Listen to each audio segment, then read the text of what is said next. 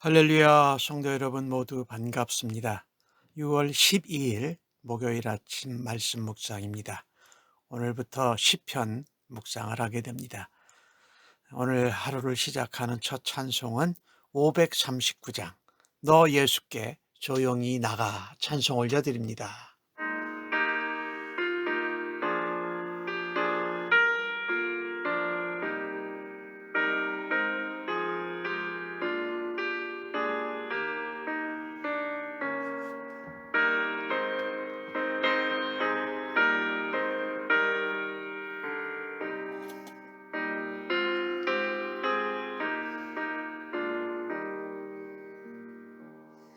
나 예수께 조용히 나가 내 모든 짐 내려놓고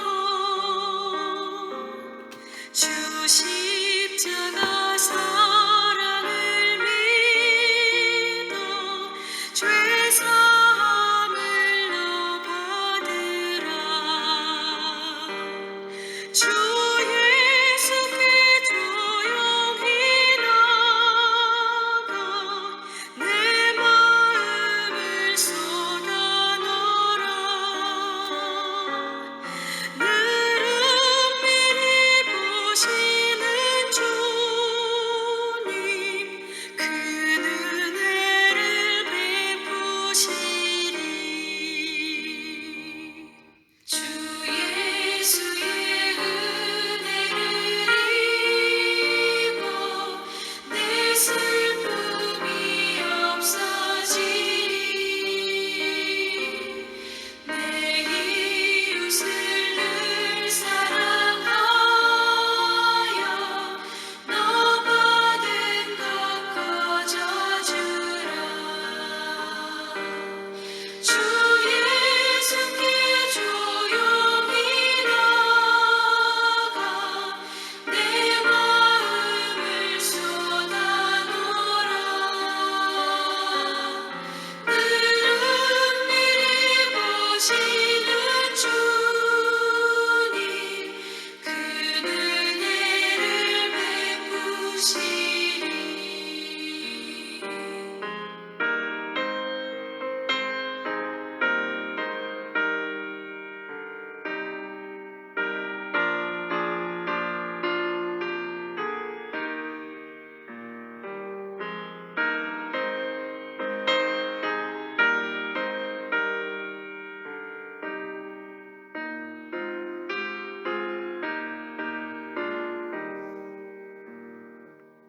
주 예수를 친구로 삼아 늘 내 옆에 모시어라. 그 영원한 생명샘 물에 내 마른 목축이어라. 주 예수께 조용히 나가 내 마음을 쏟아놓으라. 늘 은밀히 보시는 주님, 그 은혜를 베푸시리. 너 주님과 사귀어 살면 새 생명이 넘치리라. 주 예수를 찾는 이 앞에 참 밝은 빛 비추어라. 주 예수께 조용히 나가 내 마음을 쏟아놓으라. 늘 은밀히 보시는 주님, 그 은혜를 베푸시리. 아버지 하나님, 새날을 허락하시고 또 새로운 시편의 말씀을 저희들에게 허락하여 주시니 감사합니다. 오늘도 하나님 앞에 말씀 앞에 서게 하시니 감사합니다. 성령의 지혜와 총명으로 하나님 말씀을 깨닫고 주의 음성을 듣고 주님의 뜻과 길을 헤아려 오늘도 살아드리기를 간절히 원합니다. 세상의 삶 가운데에서 불의하고 악한 일에 대해 이해할 수 없을 때에 실망하고 낙심하지 않고 하나님 앞에 말씀 앞에 나아가는 저희들 되도록 오늘도 인도하시고 붙들어 주실 줄로 믿습니다. 오늘도 하루의 삶을 아버지께 의탁하면서 우리 주님과 함께 동행하며 닮아갈 때에 성령의 능력과 충만함으로 함께하여 주옵소서. 오늘 하루를 의탁하면서 예수님의 이름으로 기도합니다. 아멘. 이 아침에 저희들에게 주시는 하나님의 말씀은 시편 73편 1절로 14절까지의 말씀입니다. 함께 성경을 읽으십시다. 하나님이 참으로 이스라엘 중 마음이 정결한 자에게 선을 행하시나 나는 거의 넘어질 뻔하였고 나의 걸음이 미끄러질 뻔하였으니 이는 내가 악인의 형통함을 보고 오만한 자를 질투하였음이로다. 그들은 죽을 때에도 고통이 없고 그 힘이 강건하며 사람들이 당하는 고난이 그들에게는 없고 사람들이 당하는 재앙도 그들에게 없나니 그러므로 교만이 그들의 목걸이요 강포가 그들의 옷이며 살찜으로 그들의 눈이 솟아나며 그들의 소득은 마음의 소원보다 많으며 그들은 능욕하게 악하게 말하며 높은 데서 거만하게 말하며 그들의 입은 하늘에 두고 그들의 혀는 땅에 두루 다니도다. 그러므로 그의 백성이 이리로 돌아와서 잔에 가득한 물을 다 마시며 말하기를 하나님이 어찌하랴 지존자에게 지식이 있으랴 하는도다. 볼지어다 이들은 악인들이라도 항상 평안하고 재물은 더욱 불어나도다. 내가 내 마음을 깨끗하게 하며 내 손을 씻어 무죄하겠다 한 것이 실로 헛되도다. 나는 종일 재난을 당하며 아침마다 징벌을 받았도다. 아멘. 오늘 시편 3권에 해당하는 이 시편은 이 아삽의 시가 시편입니다. 이 아삽은 다윗 시대의 레이지파로 찬양 대장을 지낸 사람이고 그의 후손들이 계속 찬양대를 한 것이지요. 어떻게 보면 하나님 앞에 예배자로 또 하나님의 찬양을 하는 일꾼으로 성실하고 신실하게 경건하게 살았던 사람들이지요.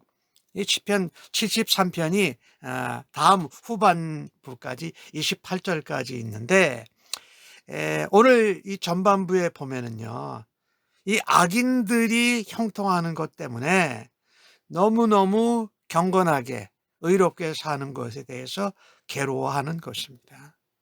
우리가 신앙인으로 또 하나님 백성으로 세상 가운데 살 때에 그런 일들을 경험을 하지요.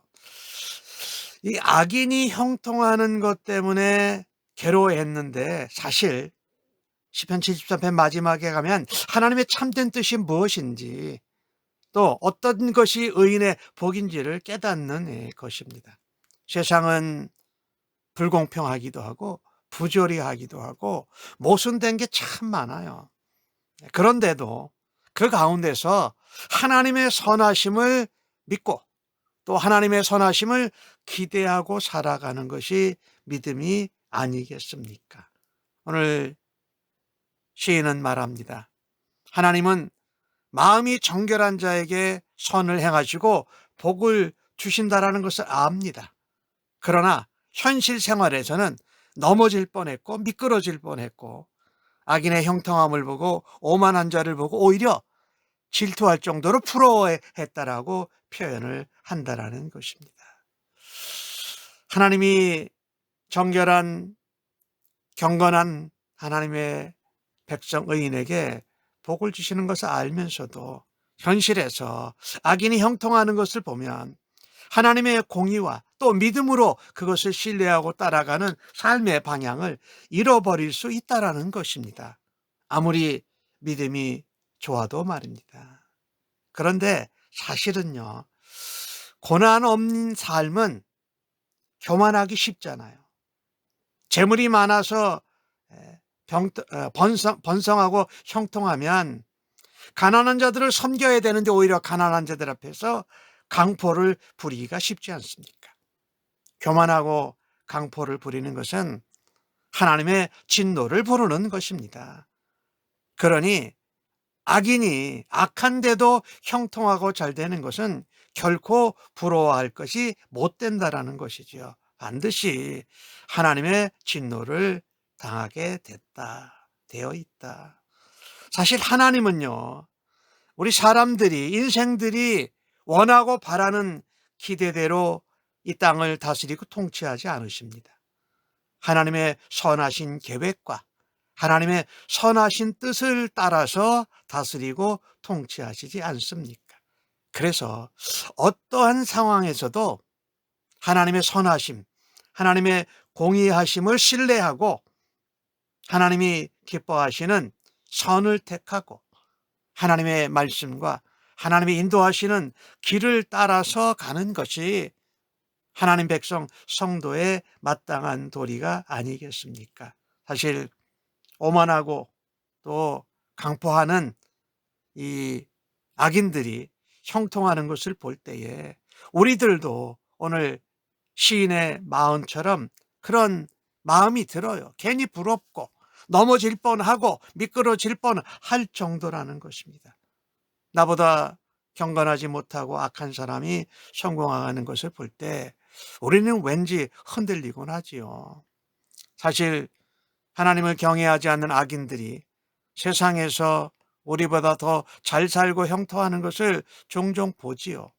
오늘 4절에서 12절까지 그 내용들을 계속 말하고 있잖아요. 별로 노력 없이 부자가 되고 건강하게 살다가 고통도 없이 죽습니다. 다른 사람에게 다 닥치는 고난과 재앙은 그들을 피해가요. 거만하고 강포하며 연약한 사람들에게 폭력을 행사하고 어떤 말이든지 거침없이 내뱉습니다. 마치 자신들이 하나님인 듯 양 세상의 모든 것을 주장하려고 하고 모든 일에 간섭을 합니다. 심지어 11절에는 그렇게 말하잖아요. 하나님이 어찌 알랴? 지존자가 지식이 있느냐라고 하면서 하나님을 무시하고 하나님을 세상에 별 볼 일 없는 신으로 여기기도 한다는 것입니다. 그런데 오늘 2절과 3절에 말한 것처럼 이것을 보고 우리 예수 믿는 하나님의 사람들이 이런 악인들을 비난하고 그렇게 하면 안 되지 하면서도 그들의 형통을 부러워한다라는 것입니다. 그들처럼 되고 싶어 한다라는 점이지요. 하나님 나라의 백성된 하나님의 의로운 하나님의 자녀들은 세상에서의 성공과 형통을 우리의 진정한 소망으로 삼지 않는다는 것입니다.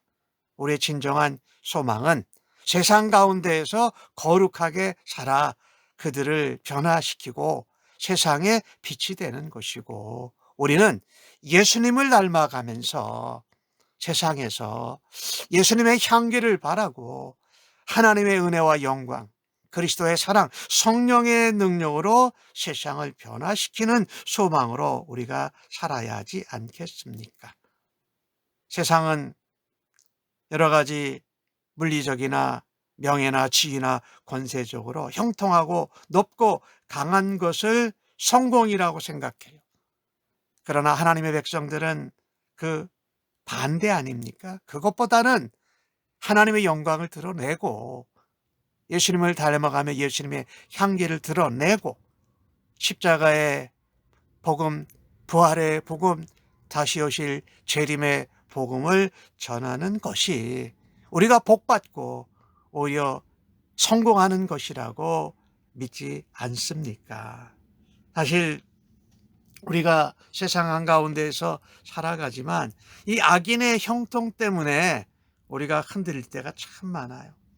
그리고 오늘 시인이 말한 것처럼 내가 마음을 깨끗하게 하고 손을 씻어 무죄하게 하고 그것이 정결한 삶을 살려고 하는데도 그것이 무의미하게 느껴질 때가 있다라는 것이지. 사실 악인과 하나님의 백성 의인의 차이는 삶의 목표와 소망을 어디 두느냐 하는 것입니다. 악인들은 세상에서 자신의 이익과 형통을 누리고 세상을 앞에서 오만하고 뭔가를 강포를 휘두르는 것이 삶의 목표입니다. 그러니 연약한 사람들은 능욕하고 악한 말을 서슴지 않고 요즘 말로 표현하면 갑질을 합니다. 그러나 하나님의 백성들, 경건한 의인들은 세상에서 거룩하고 정결한 삶을 사는 것입니다. 그것을 살아갈 때에 고난도 당하고 억울함도 당하고 소외도 당하지만 그래도 그것을 감당한다라는 것입니다. 스스로 포기하고 희생하고 다른 사람을 섬긴다라는 것입니다. 악인의 형통함을 의인들이 부러워할 때에 악인의 길을 따라가고 싶어 해요. 10절 말씀을 보면 그 악한 자들의 백성들이 이리 와서 잔에 가득한 물을 마신다. 부럽다라는 거죠. 뭔가 풍요롭다라는 것이. 하지만 그들이 하나님을 우습게 창조주 하나님, 지존자 하나님, 유일하신 하나님을 우습게 여기고 무시하는 것을 볼 때에 예수 믿는 사람으로 허탈한 마음도 들지 않습니까? 그러나 악인이 평안을 지내고 번성하고 형통하는 것도 그렇고요. 의인이 고난을 당하고 재난을 당하는 이 모든 것이 하나님의 크신 뜻과 섭리와 계획 안에 있다라는 것입니다. 말하자면 절대자, 온 우주의 창조자, 모든 것을 주관하시는 하나님 손에 있다라는 것을 우리는 반드시 기억하고 흔들리지 말아야 할 것입니다. 흔들리다가 제자리로 돌아가야 할 것입니다. 하나님은 연약한 자에게 강포를 부리고 악한 말을 하고 거만하게 대한 것에 대해서 반드시 물으시고 심판하실 것입니다. 그리고 의인이 당하는 고난과 또 희생과 또 어떤 억울함, 예수 믿는 것 때문에 하나님 백성이기 때문에 당하는 모든 어려움을 하나님께서 보상해 주실 줄로 믿습니다. 그분은 온 세상의 주권자이시지 않습니까? 그래서 악인의 번영과 형통, 의인들이 고난당하고 억울함당하고 손해보는 것 같을 때에 그게 하나님 손에 있다. 하나님 계획 안에 있다. 하나님 섭리 안에 있다.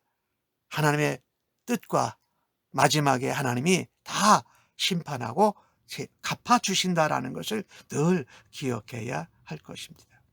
오늘 아삽은 이 불경건하고 악한 사람들과 그들의 형통 그리고 의인들이 겪는 고난과 그 억울함을 흔들림에 대해서 이 대비를 하지요. 참 현실이 불공평하고 세상이 부조리하다라는 현실에 대해서 실망하고 흔들리며 탄식을 쏟아냅니다. 신앙적으로 도덕적으로 정결한 삶을 살라고 부단히 노력했는데 보상이 없는 것 같아요. 14절 말씀을 보면 나는 종일 재난을 당하며 아침마다 징벌을 받았도다. 마음을 깨끗이 하고 내 손을 씻어 무죄하려고 한 것이 헛된 것 같다라고 말하는 것입니다.